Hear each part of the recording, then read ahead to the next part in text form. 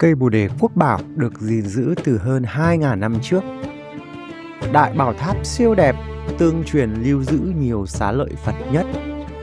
Và bảo tháp đầu tiên của Sri Lanka. Tất cả đều có tại Anuradhapura. Hi, xin chào các bạn, lại là Noah đây. Hôm nay là ngày thứ hai của mình có mặt tại Sri Lanka và buổi sáng ngày hôm nay bắt đầu với chuyến xe tới Anuradhapura.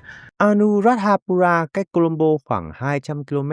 Nơi đây là vương quốc và kinh đô cổ đầu tiên của Sri Lanka.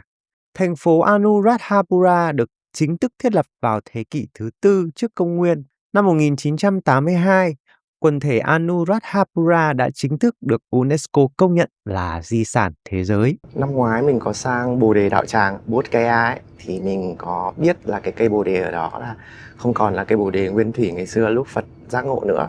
Bởi vì là nó đã bị phá hủy qua vài thế hệ rồi. Và cái gốc cây bồ đề ở Bồ Đề Đạo Tràng ấy chính là lấy từ cây bồ đề ở Sri Lanka này. Và ngày hôm nay thì mình sẽ đến thăm cây bồ đề đó. LED cable,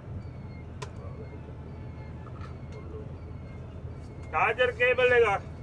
Bây giờ là 7 rưỡi và xe xuất phát từ bến xe. Mình đã đi khảo vé trước ấy. Thay bởi vì đi cái xe buýt thường thì hôm nay mình sẽ đi một cái xe buýt tốt một chút, là xe buýt có điều hòa.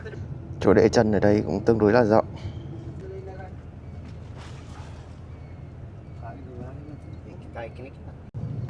Bây giờ là 8 giờ và xe đã xuất bến.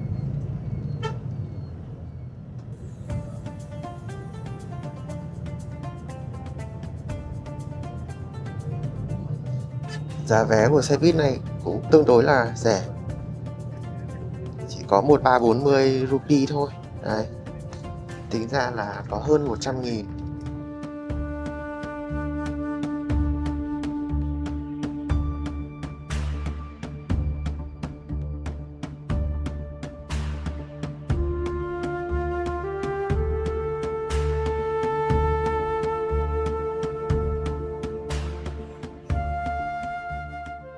Bây giờ là 1 giờ chiều và mình chỉ còn cách bến xe tầm khoảng 4 km nữa thôi. Nghĩa là sắp tới nơi rồi.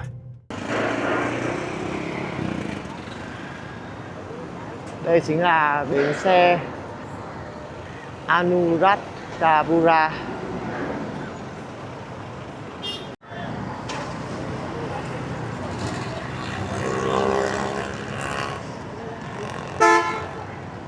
Từ bến xe đi bộ khoảng 400 m nữa thôi là về tới cái khách sạn mà mình đặt rồi. Bây giờ mình đang đi và trời thì rất nắng. Is this Sun Hill, right? Yeah, thank you. Yeah.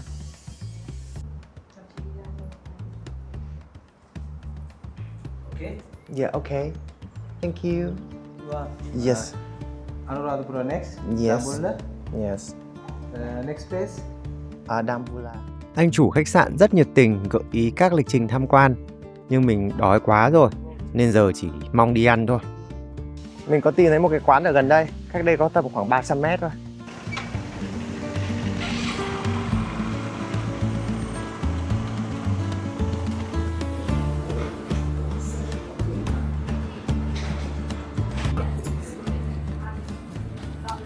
Đây có cơm Thái này và cơm của Indo, nasi goreng. Đây là sinh tố chanh dây. Đây là sinh tố chuối của họ, nó rất là ngon. Dạ, nasi goreng. Quán này thì món ăn ngon nhưng mà phải chờ khá là lâu. Đây chính là cơm với cả là thịt bò. Đấy. Đây, còn đây là nasi goreng. Trong cái phần gia vị của họ ấy thì sẽ có nước sốt kiểu masala ấy, rất là thơm. A few moments later. Bây giờ là hơn 5 giờ chiều mà mình mới dậy được để mà mình đi đến cây bồ đề.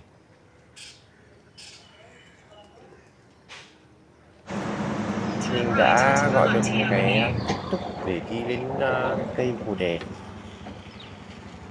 Giá của cái cuốc tuk tuk này là gần 450 rupee.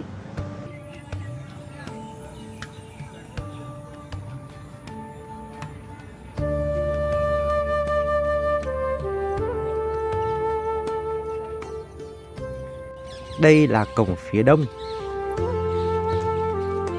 Vào trong khu vực này mình không thấy ai thu tiền vé cả, nhưng sẽ cần kiểm tra an ninh. Nam thì sẽ đi một bên và nữ thì sẽ đi một bên.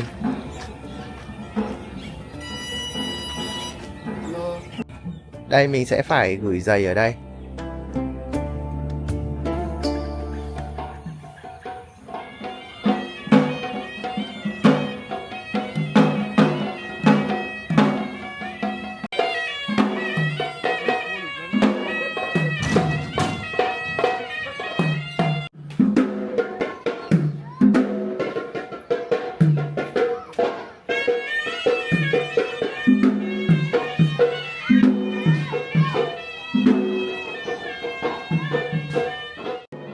Phía dưới này cũng có những cây bồ đề nhưng đây chỉ là thế hệ hậu duệ thôi.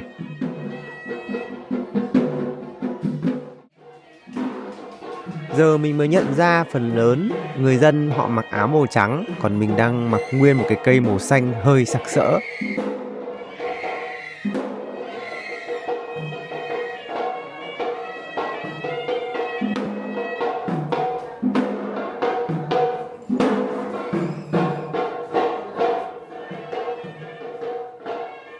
Người dân đang dâng hoa cúng Phật. Bước ra khỏi cái khu vực này thì đây rồi, đây chính là cây bồ đề thiêng. Phía dưới của cây bồ đề được đỡ bằng những trụ dát vàng. Cây bồ đề này có tên là Jaya Sri Mahabodhi, hay tạm dịch là cây đại giác ngộ tôn kính bách thắng.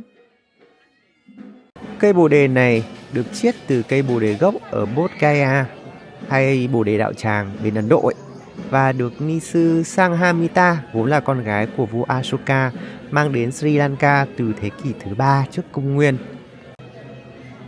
Nghĩa là cây đã đứng vững ở đây hơn 2.000 năm rồi. Tìm hiểu kỹ hơn, không phải tự nhiên mà cây bồ đề này vẫn tồn tại ở đây hàng ngàn năm. Vào thế kỷ 11, vương quốc Anuradhapura thất thủ trước sự tấn công của vương triều Chola từ Nam Ấn Độ. Vua chúa, hoàng tộc và hàng ngàn tăng lữ đã phải rời đô về phía Nam. Chỉ có một nhóm người ở lại với một nhiệm vụ cao cả: bảo vệ cây thiêng. Họ thay phiên nhau đốt lửa, xua đuổi bầy voi rừng. Hết năm này tới năm khác, và họ đã tạo ra phép màu. Kỷ lục thế giới Guinness chính thức công nhận Jaya Sri Mahabodhi được trồng vào năm 288 trước công nguyên là cây do con người trồng lâu đời nhất.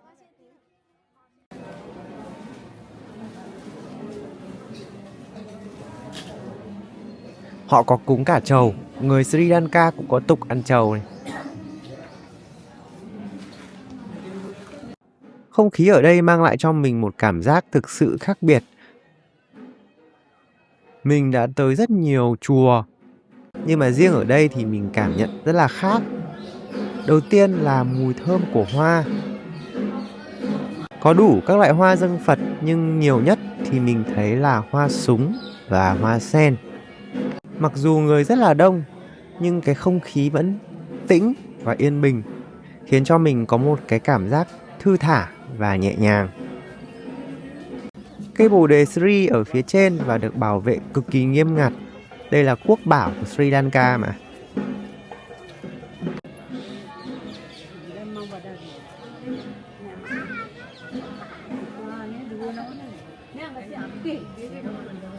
Ở dưới có các cái cây bồ đề hậu duệ này, và mọi người thường hay treo những dây hoa ở đây.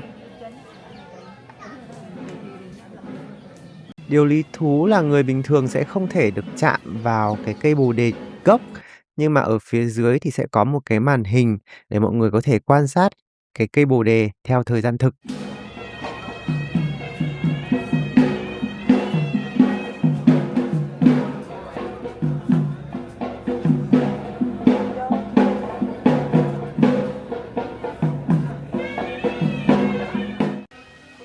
Hoa văn trang trí của các bậc đá cũng cực kỳ ấn tượng.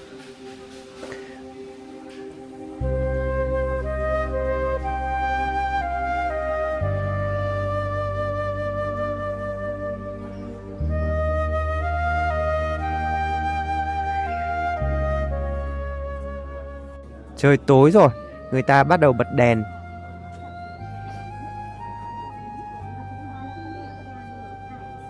Nhưng mà khi mà mình đi ra thì lại cũng gần tới giờ làm lễ và dòng người còn đông đúc hơn nữa.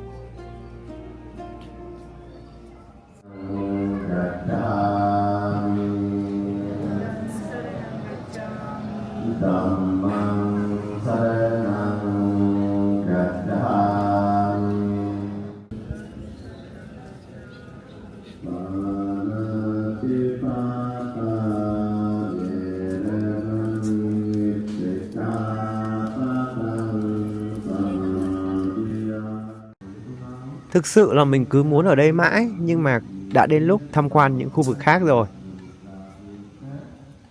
Sau khi thăm xong cây Bồ Đề thì bây giờ mình sẽ tiếp tục đi bộ để thăm bảo tháp ở ngay gần đây thôi. Buổi tối thì nhiệt độ đây khá là mát, không khí nó cho mình một cảm giác rất là dễ chịu, nên là mình nghĩ là đi bộ không có vấn đề gì. Ồ, trong này có rất là nhiều đèn luôn. Siêu lung linh luôn. Tìm hiểu một chút thì đèn ở đây không phải là sử dụng dầu hỏa đâu mà là dầu dừa. Khu vực này dành cho nghi thức cúng dường ánh sáng với ý nghĩa là ánh sáng trí tuệ Đức Phật sẽ xua tan bóng tối vô minh.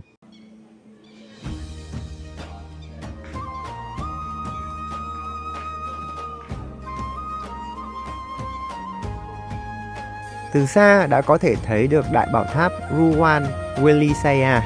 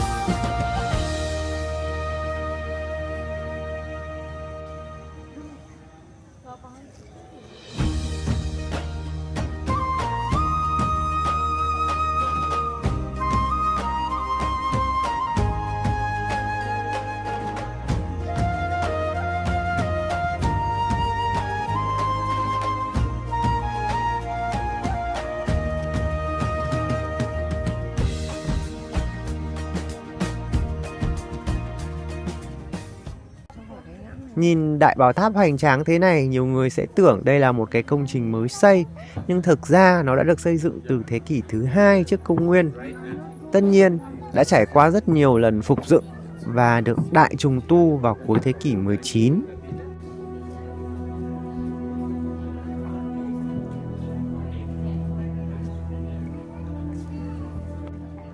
Hơn 2.000 năm trước mà người Sri Lanka cổ đã xây dựng được một công trình khổng lồ tới nhường này.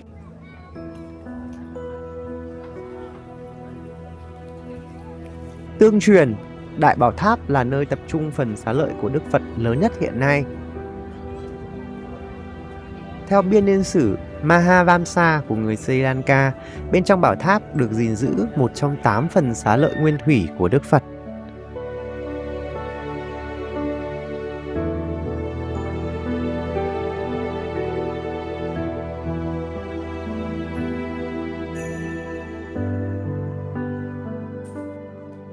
Người dân tới đây rất đông luôn và mọi người dâng hoa, thắp đèn cầu nguyện cũng như là đi vòng quanh bảo tháp. Mình cũng học theo và đi lòng vòng xung quanh.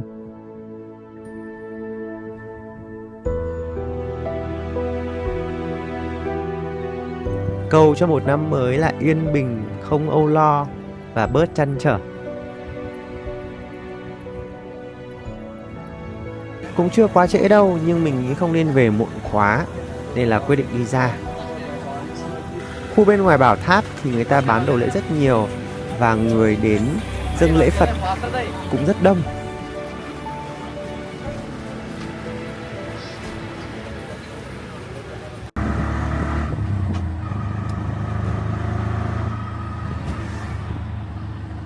Mình đi túc túc từ cái quán tên là Nalia Family Restaurant. Đây là một cái nhà hàng trông nó rất là cơ bản như này. Đây. Đấy. Thì họ có các loại cơm rang này rồi là món truyền thống của người Sri Lanka.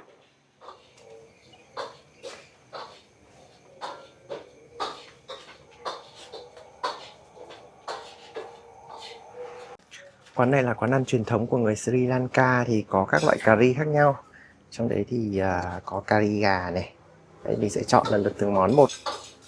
Hoặc là cái món này, đây, khá là cay. Cái món này thì cũng không biết tiếng Anh là gì cả, nhưng mà món truyền thống của người Sri Lanka. Ở đây có ngô này. Và một cái gì đó mình không biết nhưng mà còn có một tí thôi. Mình đã gọi được một đĩa như thế này. Đây, một đĩa nhỏ này thôi. Mình cũng không dám lấy nhiều bởi vì là thực sự là cũng không biết có ăn được hay không. Đây chính là đường về khách sạn của mình. Bây giờ mới có khoảng 8:30 tối thôi, nhưng mà trời tối thui và không có đèn đường. Nhưng mà nói thật thì mình cũng không có cảm giác sợ khi đi ở cái đường này. Như vậy là mình đã về tới khách sạn sau một ngày di chuyển và tham quan được một vài điểm. Ngày mai thì mình sẽ dậy sớm và tham quan cây Bồ Đề một lần nữa, sau đó thì sẽ rời đi đến Dambulla. Còn bây giờ thì chúc các bạn ngủ ngon nhé. Ngay sau lưng của mình là hồ nước ở ngay phía trước khách sạn thôi, và buổi sáng ra thì chim chóc các kiểu bay lượn rất là nhiều. Hôm nay là ngày mùng 1 Tết ở Việt Nam rồi, còn ở Sri Lanka vẫn là một ngày bình thường thôi. Tuy nhiên, vẫn theo lệ đầu năm, mình sẽ tới ngôi chùa với cây Bồ Đề lâu năm nhất. Chính là cây Bồ Đề ngày hôm qua, bây giờ thì mình sẽ chỉ quay trở lại mà thôi. Mình lại bắt một chiếc tuk tuk đi từ đây đến chùa. Ở bên này có một cái rất tiện là tuk tuk bắt rất dễ và có cái app, là mọi thứ đều có thể là trả qua app được. Buổi sáng ở đây trời rất là mát luôn.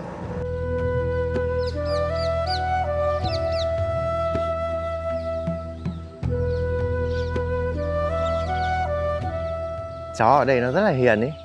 Trộm vía là mình thấy là mình gặp rất nhiều chó nhưng mà không có con nào có thái độ gì với mình cả. Trước khi vào thì mình sẽ lại cần gửi giày. Đấy.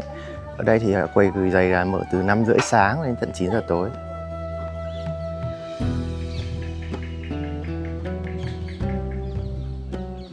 Hôm nay mình đi bằng một cái lối khác với cả lối ngày hôm qua. Tuy nhiên thì vào lối nào thì cũng cần phải kiểm tra an ninh.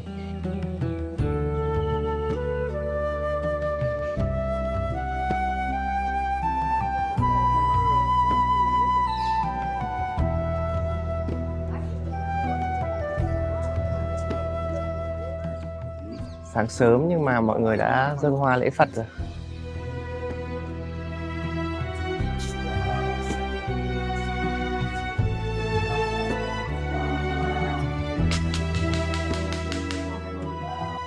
Khác với hôm qua thì hôm nay mình cũng sẽ dâng hoa lễ Phật. Mình mua bó hoa này với giá là 200 rupee.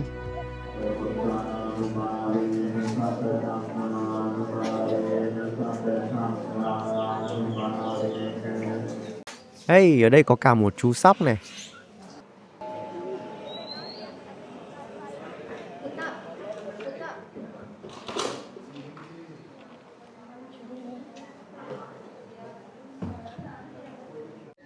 Mình sẽ ngắm cây Bồ Đề huyền thoại thêm một lần nữa, bởi vì lát nữa thôi là mình sẽ rời đi rồi, và không biết là đến bao giờ mới có cơ hội được quay trở lại nơi đây.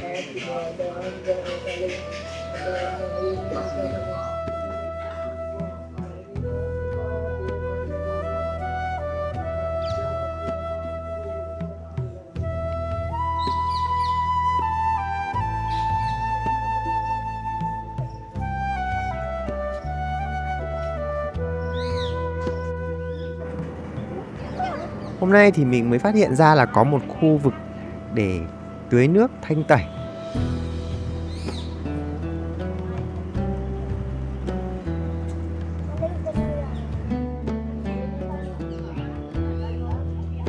Đây là khu vực công đức thì phải.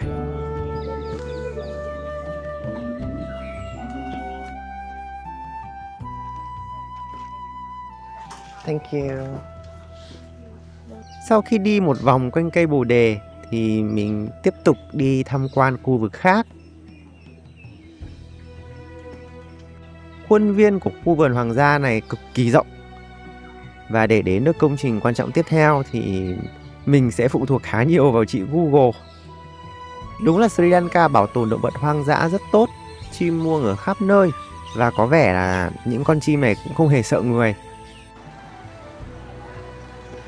Ở đây là có rất là nhiều gian hàng bán hoa. Và mọi người bán hàng ở đây rất là thoải mái, chứ không theo kiểu là chào mời hay vẫy gọi gì cả. Rất là nhẹ nhàng, rất dễ chịu. Đây là ruộng lúa của người Sri Lanka.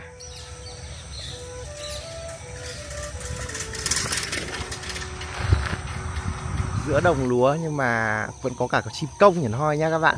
Ở giữa nơi là có chim công luôn. Đấy, đang xòe cánh này.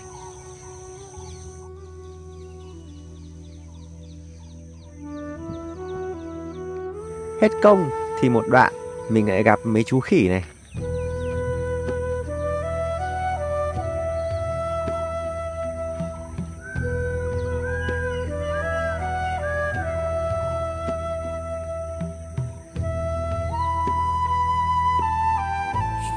Dòng người càng ngày càng đông, nhưng mà mình không hề cảm thấy ồn ào, mà cảm thấy một cái không khí trang nghiêm, tĩnh lặng.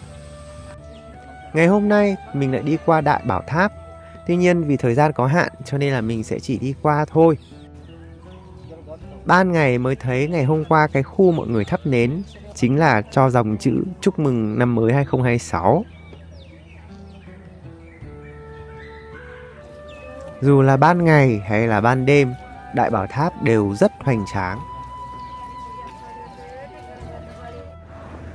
Google thì chỉ cho mình đi cái đường mòn này này, nhưng mà mình nhìn thấy có cái đường thẳng kia nên chắc là mình sẽ đi đường thẳng.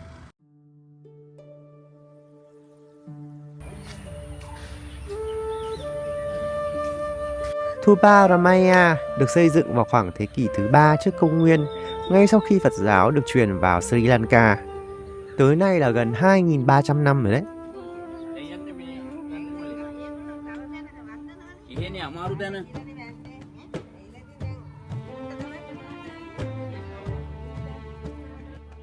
Người ta tin rằng đây là bảo tháp đầu tiên được xây dựng ở Anuradhapura và bên trong có lưu giữ xá lợi xương đòn phải của Đức Phật.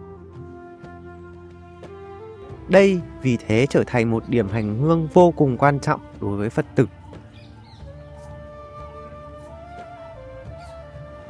Ở khu vực chính điện có một vị sư đang làm lễ.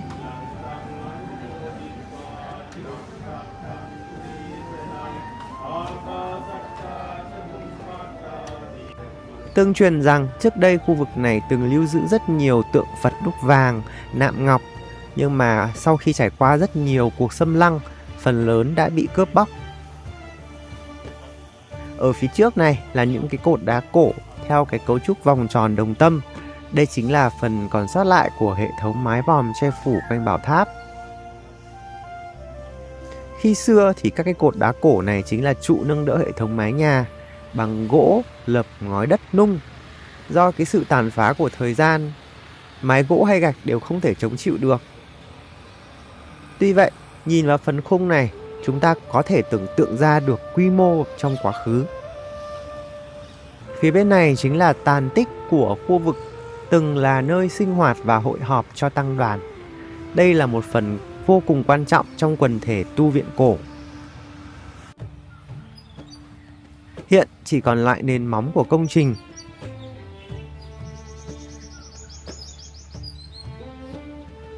Có hai bức tượng đá ở hai bên còn khá nguyên vẹn, có vẻ như đây chính là thần hộ pháp.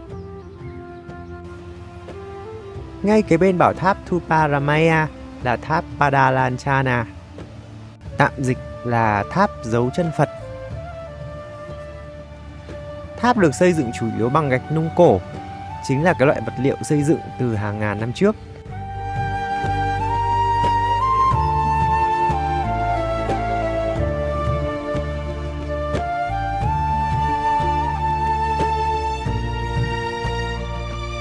Đây là những cái điểm mà không hề mất vé. Còn nếu bạn muốn tham quan nhiều hơn thì những điểm đó có mất phí nha.